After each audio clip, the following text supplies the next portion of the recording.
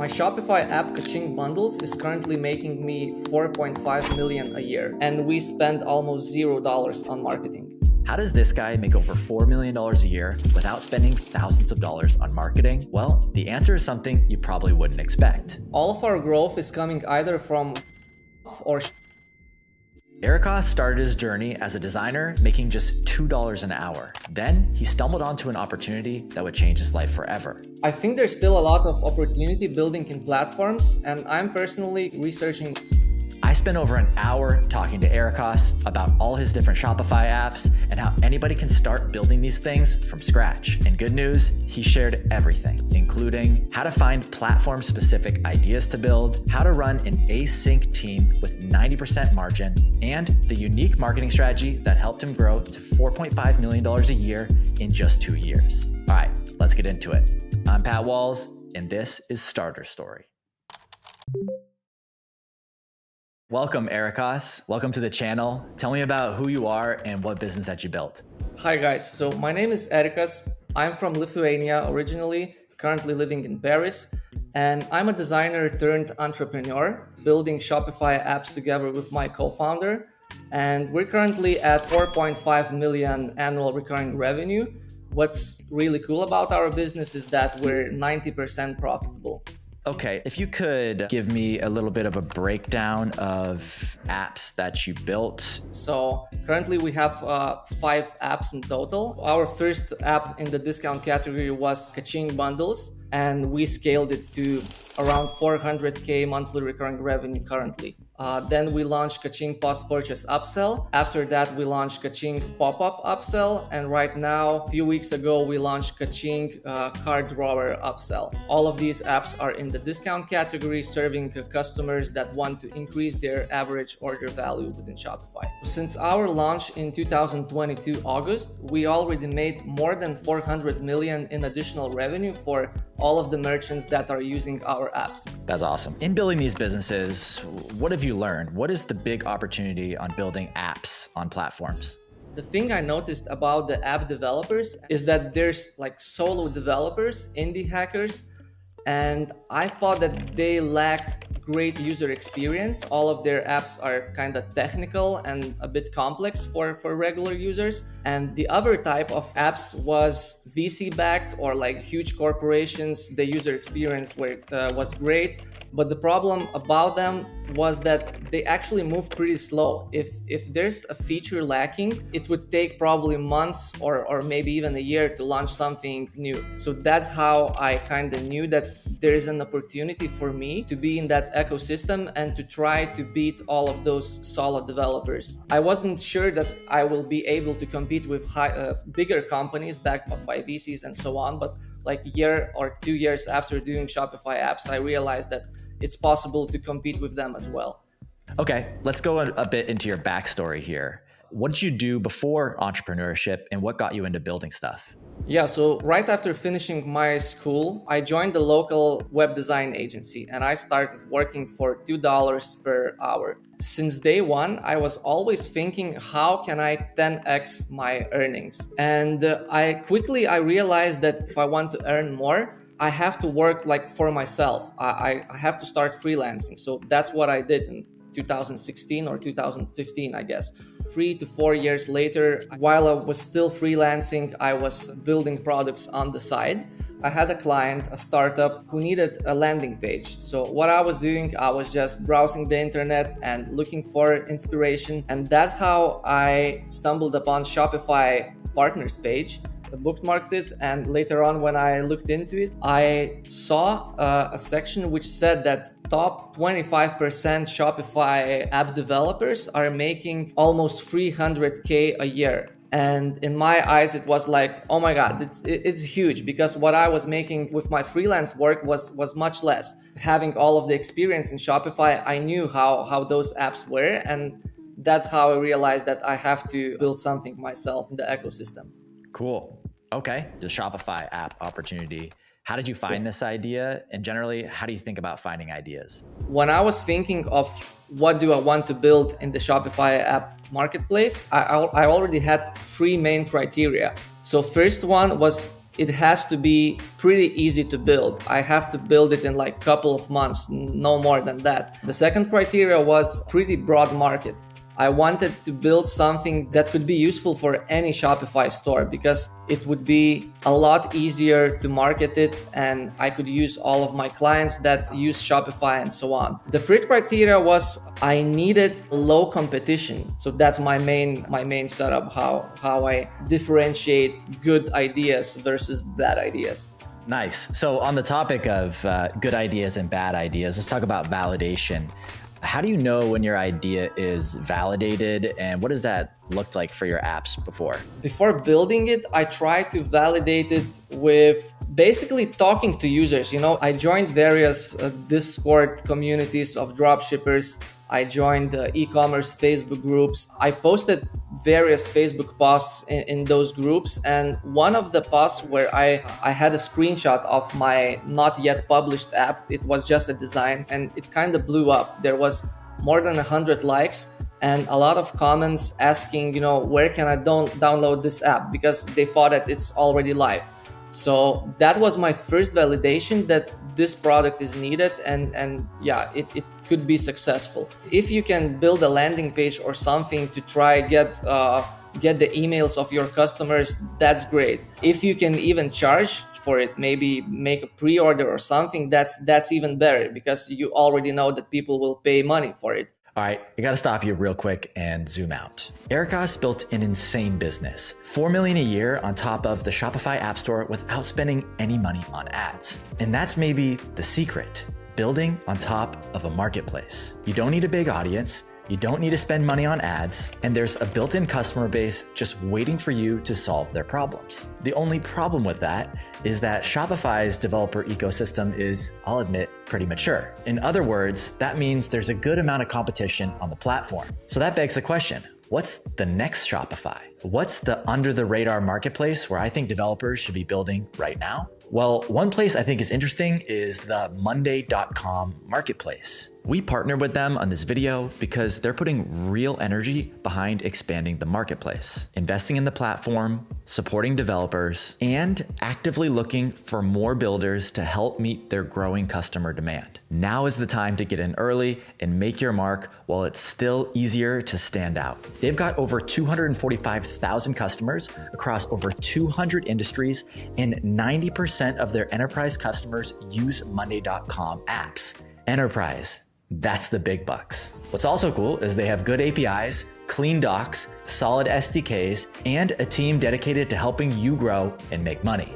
If this tickles your fancy, well, with Monday.com, we put together this free download, breaking down a bunch of stats about the opportunity here, who their users are, and what kind of problems they really need solved. And here's a pro tip. Take some of that info and plug it into your favorite LLM, and I bet it will give you some really cool ideas for what to build. If you want to download, just click the first link in the description, fill out the quick form, and sign up for your developer account. It's all 100% free to get started. I'm stoked that we got to partner with Monday.com in this video because Erikas is an example of what happens when you build on a marketplace. All right, let's get back to the interview.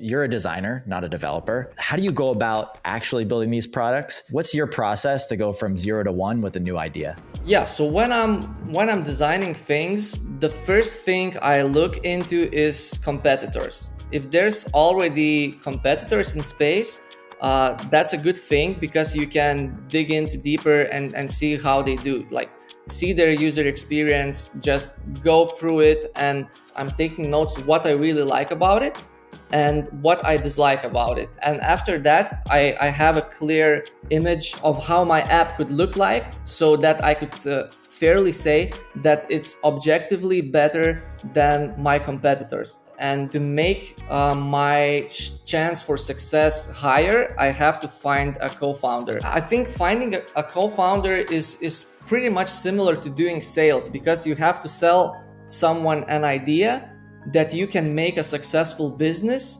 and you just need their help. That's what I was trying to do. I went into a local developer group in Facebook. I made a huge post and I mentioned that, first of all, I have Shopify experience. Second, I'm a great designer with years of experience, so I can provide a great user experience, which will increase our chance for success.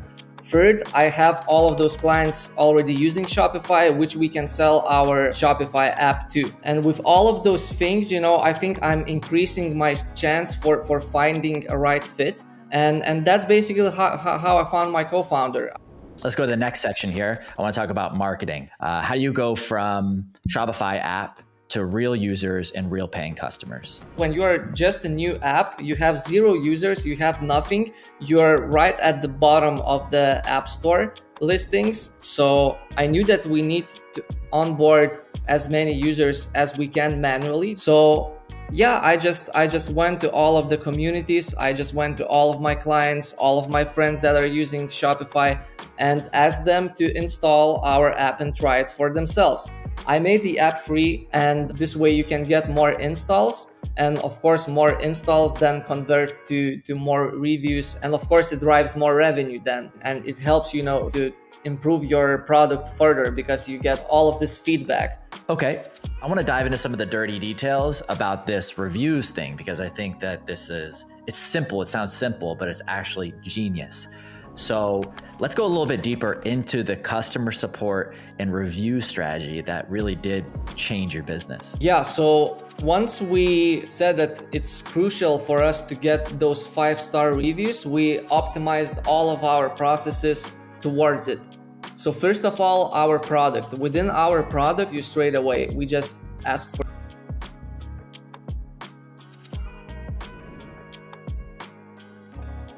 Then we have all of these monthly emails. So every month we're sending a monthly email in which we show how much revenue this app brought to you. And in that email, we also ask for review. I think around 95% of our reviews for our apps come from customer support. Our customer support is top-notch. All of our customer support agents are really technical, so they can dig into your code and fix things. And yeah, we provide 24/7 customer support right now. Nice. And now that you have a team, you realize still how important this is. And I realize that you have like a little bit of a system where you gamified reviews. Can you talk more about that? So recently I introduced a gamified bonus system to our customer support team. And right now we're tracking who gets more reviews. We have the monthly leaderboard, and we have all of these different raffles. And actually my favorite bonus is a persuader of the month. And what we do is we basically calculate the conversion rate of how many times you ask for a review and how many reviews you get. And I think it really helps those agents bring more reviews, and of course incentivizes them because they get bonuses for each review. Cool. Okay, well, let's dive a little bit into monetization, pricing, and conversion. How did you make the first $1 with caching apps, and how did you get those first users? When we got our initial reviews, when we started ranking for specific keywords, that's when we introduced our monetization. We introduced a subscription model. Later on, we introduced some tiers. So like the more you use our product, the higher price you pay. Nice. And is there a kind of a strategy that you think about now every time you go to launch a new app? I always launch it for free because it reduces friction of installs. And as soon as I start getting organic installs, I grandfather all of the users that already using our app so that they wouldn't need to pay. And I monetize only the new users. And yeah, we always offer free trial. That also helps. And we offer full refunds, no question asked, because I think the risk of getting 1-star review is just too big. That was awesome. Next question is, let's talk about tech stack. What kind of tools or languages do you use to build and run this business? Yeah, so languages wise, I will not tell much because I'm not technical, but in our organization, we primarily use Slack for our communication. Then for our customer support, we use Intercom. Then we use features.vote for gathering feature suggestions. So every user can go to that board and suggest a feature or just upvote for other features that they think that we need to implement. Another tool that we're using is Linear. So we use it internally for our task management. Last but not least, we use Mantle. You have everything Shopify related there. You can set up affiliate partnerships. You can see all of the metrics, all of the funnels, customer management, and so on. Since day one, our profitability was around 90%. Expenses wise, we always try to stay very, very lean, and I hope we will stay lean in the future as well. Cool. That's amazing. Let's move on to the next question, more the lifestyle side of things. Can you give me what the day in the life looks like for you, a Shopify app developer making millions of dollars per year? What does your typical day look like? Yeah, so I get up whenever I get up. I don't set any alarms. I check my emails while still in bed. I scroll some Twitter like probably everyone else in the world. When I have my to-do list, I always try to differentiate like quick wins, something that I can do in like up to 30 minutes. And all of the other stuff is harder stuff that I focus on later on. I love the lifestyle. I love what I do, and I don't feel like working. I feel like I'm doing something I'm really passionate about, which really helps because I'm not counting time at all. That's awesome. Last question that we always ask all founders on the Starter Story channel. What advice would you give to someone looking to start their own business and start their own thing online? So I think that at start, 2 people are enough.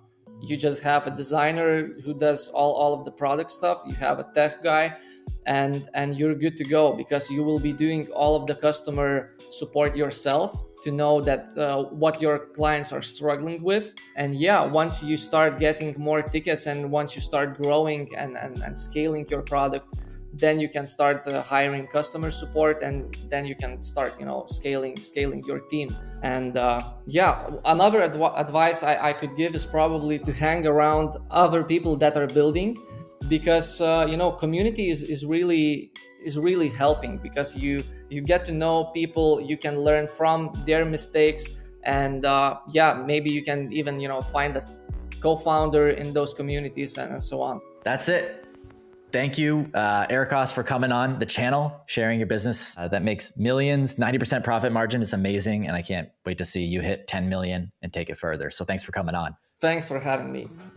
Erikas is the perfect example about how a designer and a builder can turn a simple idea into thousands of dollars. But that came with knowing the right information. For him, it was about Shopify and finding the right problem to solve. Well, imagine there was a place that gave you this: problems to solve, blueprints for building, and the marketing strategies that turn simple ideas into million-dollar online businesses. That's what we have at Starter Story, a library of over 4,000 case studies and business idea breakdowns where you can access this, all data backed by real entrepreneurs. So if you're serious about building a profitable side project like Erikas, head to the link in the description and we will give you 52 micro SaaS ideas for free, just like Erikas, so you can get started on your journey. Much love, and I'll see you in the next one.